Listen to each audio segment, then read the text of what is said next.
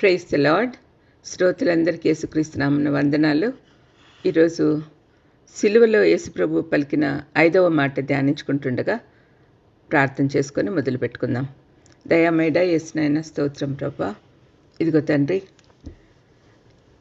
5వ మాట దప్పిగొనుచున్నాను అనే మాట ధ్యానించుకుంటుండగా దాని నుంచి మేమేం నేర్చుకోవాలో మాకు నేర్పించమని యేసుక్రీస్తు నామమున వేడుకొంచున్నాను తండ్రి. ఆమేన్. యోహాన్ 19:28లో నేను దప్పిగొనుచున్నాను అని అన్నాడు. అంటే it's a word of suffering.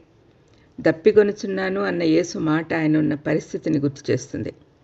ఆయన పొందుతున్న శ్రమలు ఎంత ఘోరమైనవో అంతే యథార్థమైనవి కూడా. యోహాన్ ఒక్కడే ఇది రికార్డ్ చేశాడు. ఎందుకంటే చాలా దగ్గరగా ఉన్నాడు యోహాను. అతను మాత్రమే వినగలిగాడు. సంపూర్ణ దైవత్వము, సంపూర్ణ మానవత్వం చూపిస్తున్నాడు ఇక్కడ. సిలువలో 22 కీర్తన 22:15లోని నా బలం ఎండిపోయి చిల్లపెంకు వలె ఆయను, నా నాలుక నా దవడను అంటుకొని ఉన్నది అను ప్రవచనం నెరవేరినట్టు యేసుక్రీస్తు ఈ మాటలు పలికాడు. తండ్రి నుండి ఎడబాటు అనే చేదు నిజాన్ని క్రియారూపంలో అనుభవించిన ప్రభు ఇహలోక పరిచర్యలో అన్నిటికంటే హీనమైన దశలో ఒక మానవునిగా ఈ మాట అంటూ ఉన్నాడు. ఆయన 100% మానవత్వం ఇక్కడ రుజువు అవుతా ఉంది. ఆయన సంపూర్ణ దైవత్వము, సంపూర్ణ మానవత్వంతో ఈ లోకంలో 33.5 సంవత్సరాలు ఉన్నాడు. ఒక సామాన్య మానవుడు అనుభవించే అన్ని శోధనల నుండి వెళ్ళాడు, కానీ ఏ పాపము చేయలేదు. ఈ 12 నుంచి 3 గంటల వరకు కంప్లీట్ డార్క్నెస్, ఆ చీకటిలో దురాత్మ శక్తులన్నీ ఆయనను అటాక్ చేసి ఉంటాయి అని మనకు తెలుసు. అంటే 22వ కీర్తనలో కొన్ని మాటలు మనకు తెలుస్తుంది. ఆయన పట్ల ఎన్నెన్ని కష్టాలు జరిగినాయో ఆ 3 గంటల చీకటి సమయంలో. అందుకే నన్ను ఎందుకు చేయి విడిచావా అని అడిగాడు. ఆ పోరాటంలో ఆ దుష్టశక్తులతో పోరాడినప్పుడు శక్తి హరించుకుపోయి దప్పిక వేసి ఉంటుంది. అంటే తన కోసం అంటూ చెప్పిన ఒక చిన్న మాట ఇది. తన అంటే మానవునిగా దాహం అనేది మానవుడిగా జరిగిన విషయం. బాడీలో 70% వాటర్ ఉంటుంది. అది తగ్గిపోతే దాహం అవుతుంది. శరీరం అలసిపోయినప్పుడు సహజంగానే దాహం కలుగుతుంది. యేసయ్య శిలువ మీద నుండి పలికిన మాటల్లో తన శరీర బాధను వ్యక్తపరిచింది ఈ మాటల్లోనే. మండుటెండలో ఆయన వేలాడుతున్నాడు. ఆయన పడిన విపరీతమైన శ్రమల వల్ల శరీరంలో ఉన్న నీరంతా ఎవాపరేట్ అయిపోయి ఉంటుంది. ముందు రోజు రాత్రి శిష్య బృందంతో కలిసి భోజనం చేసినప్పటి నుంచి ఇప్పటి వరకు మంచినీళ్ళు కూడా తాగలేదు. గెత్సేమనే తోట నుండి గబ్బత్తా నుండి గొల్గొతా, ఇవన్నీ కూడా ఎంత కష్టాలు పడుతూ పోయినాడు. సిలువ అనేది చాలా భయంకరమైన క్రూరమైన క్రియ. ఆయన సిలువ మీద 9 గంటల నుంచి 3 గంటల వరకు 6 గంటల సేపు వేలాడాడు. గెత్సేమనే తోట నుండి ఆయన సిలువ మీద 3 గంటలకు చనిపోయాడు. దాదాపు 15 గంటల శ్రమ. రాత్రంతా కూడా నిద్రపోలేదు. అంటే దాదాపు 20 గంటలు నీరు లేకుండా మనం ఉండగలమా? ఆయన సంపూర్ణ మానవుడు. ఆయన శరీరం కూడా మన శరీరాల్లాగానే స్పందిస్తుంది. యేసయ్య పట్ల జరిగిన హింసలు చాలా జరిగినాయి కదా. పిలాతు యేసును కొరడాలతో కొట్టించాడు. కొట్టువారికి నా వీపును అప్పగించుతుని అని అది కూడా యెషయా గ్రంథం 56లో. దున్నువారు నా వీపు దున్నిరి అని కీర్తన 129:3లో ఉంది. దున్నబడిన ఆయన వీపు మీద సిలువ పెట్టి మోయించారు. వెంట్రుకలు పెరికి వేయవారికి నా చెంపలను అప్పగించితిని అని యెషయా 56లో కనపడుతుంది. ఉమ్మివేయి వారికి, అవమానపరిచే వారికి నా ముఖమును దాచుకోలేదు అన్నాడు. సిలువలో వేలాడదీశారు. కాళ్ళు చేతుల్లో మేకులు కొట్టారు. పక్కలో బల్లెం పొడిచారు. ఇవన్నీ కూడా ఎంత భయంకరమైన శ్రమలు అనుభవించాడు ఆయన. ఎన్నో విధాలుగా అలసిపోయిన ప్రభువు శరీర దాహాన్ని గురించి మాట్లాడుతూ ఉన్నాడు. నీళ్లు మానవునికి ప్రాణం. భోజనం లేకపోయినా కొన్ని రోజులు ఉండొచ్చేమో, కానీ నీరు లేకపోతే జీవించడం కష్టం. డీహైడ్రేషన్ అయినప్పుడు అంటే బాడీలో ఉండే నీరంతా ఆవిరైపోతుంది. అప్పుడు రక్తంలో నీటి శాతం తగ్గిపోయి రక్తంలో సాల్ట్స్ ఎక్కువైపోయి చిక్కబడుతుంది. చిక్కబడిన రక్తాన్ని పంప్ చేయలేక గుండెకు ప్రెషర్ ఎక్కువయ్యి స్టాప్ అయ్యే అవకాశం కూడా ఉంది. యేసులో సంపూర్ణ మానవత్వము, సంపూర్ణ దైవత్వం ఉంది. ఆయనలోని మానవత్వము ఆయన ఆకలి కొనుట, ప్రార్థన చేయుట, నిద్రించుట, ఏడ్చుట, ఇలా ఎన్నో కొన్ని విషయాల్లో రుజువు చేయబడింది. లూకా స్వార్థికుడు అవన్నీ కూడా గ్రంథస్థం చేశాడు. దాహం గొనుట అనేది యోహాను సువార్తికుడు మాత్రమే రాశాడు. ఈ మాట ప్రవచన నెరవేర్పుకే జరిగింది. యేసుప్రభుని గురించి సమస్తము ప్రవచింపబడి ఉంది. దీని గురించి ప్రవచనములు కీర్తన 69:21లో వారు చేదును నాకు ఆహారంగా పెట్టిరి, నాకు దప్పి అయినప్పుడు చిరకను తాగనిచ్చిరి అని అంటూ ఉన్నాడు. ఇదంతా ఆయన మానవునిగా వచ్చాడు కాబట్టి పొందిన దాహం. కానీ ఆయన దాహము తండ్రితో సహవాసం తెగిపోయినందుకే అనుకోవచ్చు. మొదటి మాటలో ఆయన నా దేవ మొదటి తండ్రి అన్నాడు. అయితే ఇక్కడ నా దేవా అంటున్నాడు. అంటే తండ్రి కుమారుల సంబంధం తెగిపోయింది అక్కడ. ఇప్పుడు ఆయన కేవలం ఒక పాపిలాగా అరుస్తున్నాడు. భూలోకవాసులను పరలోకవాసులుగా చేయుటకు పరలోకం విడిచి వచ్చిన యేసయ్య రిక్తుడై మానవ రూపంలో వచ్చిన దేవునితో ఎప్పుడు సహవాసం కోల్పోలేదు. ఎందుకంటే ఆయనలో పాపం లేదు కాబట్టి. సిలువలో ఆయనపై మన పాపాలన్నీ మోపబడి పాపంగా చేయబడ్డాడు కాబట్టి తన తండ్రితో కొన్ని గంటల సహవాసం కోల్పోయాడు. నీటితో తీరేది కాదు ఈ దాహం. జీవం గల దేవుణ్ణి చూడాలని, ఆయన ఆలయంలో ప్రవేశించాలనే తృష్ణ ఈ దాహానికి సూచనగా ఉంది అని కొందరు అంటారు. యోహాను సిలువకు సమీపంగా ఉన్నాడు కనుక ఆయన పొందిన వేదనను దగ్గరగా చూశాడు కనుక దీన్ని వివరించగలిగాడు.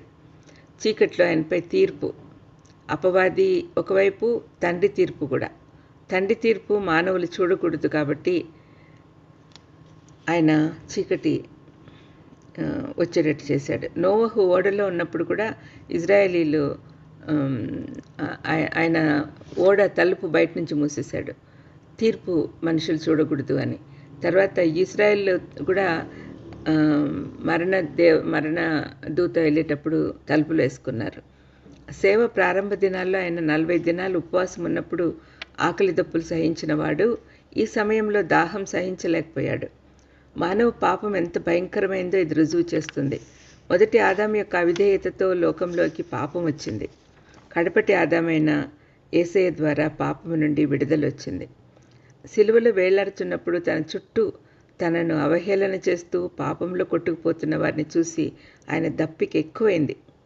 దుప్పి నీటి వాగుల కొరకు ఆశపడినట్లు, దేవా నీ కొరకు నా ప్రాణం ఆశపడుచున్నది, నా ప్రాణం దేవుని కొరకు తృష్ణ కొనుచున్నది, జీవం గల దేవుని కొరకు తృష్ణ కొనుచున్నది అని కీర్తన 42లో 1-2 వచనాల్లో చెప్పబడింది. ఆ ప్రవచనం ఇక్కడ నెరవేరుతా ఉంది. సర్వ మానవాల్ని వారి పాపం నుండి రక్షించాలనే తృష్ణ, తండ్రి ఇంటికి చేర్చాలనే తృష్ణ. యేసుప్రభువులో ఉండే ఈ ఆత్మల దాహం మనం ఇంకొక సందర్భంలో కూడా చూడొచ్చు. యోహాను 4లో సమరయ స్త్రీని దాహానికి నీళ్ళు అడిగిన ప్రభువు ఆమెతో మాట్లాడి ఆమెకి తన గురించిన సత్యం తెలిపాక తన దాహం గుర్తురాలేదు. దేవుని చిత్తం నెరవేర్చుటయే నాకు దాహము, ఆకలి తీరుస్తుంది అని శిష్యులకు చెప్పాడు.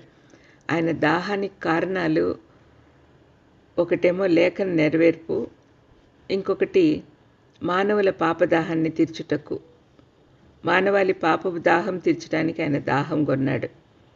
మానవ జీవితాల్లో ఎన్నో దాహాలున్నాయి. మనిషిలోని దుష్టత్వం తీసివేసి వాని హృదయం శుద్ధి చేసినప్పుడు ఆయన దాహం తీరుతుంది. తండ్రితో తిరిగి సహవాసం కొరకు దప్పిక. యేసయ్య దాహాన్ని గుర్తించగలవారు కావాలి. జీవజలములు ఇవ్వగలవాడు, ఇస్తానని వాగ్దానం చేసినవాడు, తన ప్రశస్త రక్తమును మన కొరకు ధారపోసినవాడు మనలను గిన్నెడు చన్నీళ్ళు ఇవ్వమని అడుగుతున్నాడు. దేవుని కొరకు, దేవుని ఆత్మ కొరకు, వాక్యం కొరకు మనం దప్పిక కలిగి ఉండటం ద్వారా ఆయన దప్పిక తీర్చగలం. ఇష్మాయేలు చనిపోతాడని వాళ్ళ తల్లి ఏడుస్తున్నప్పుడు వాటర్ ఫౌంటైన్ ఇచ్చిన దేవుడు తన సొంత కుమారుని కొరకు ఇవ్వలేడా? ఇవ్వగలడు, కానీ మన కోసమని ఆయన దాహం.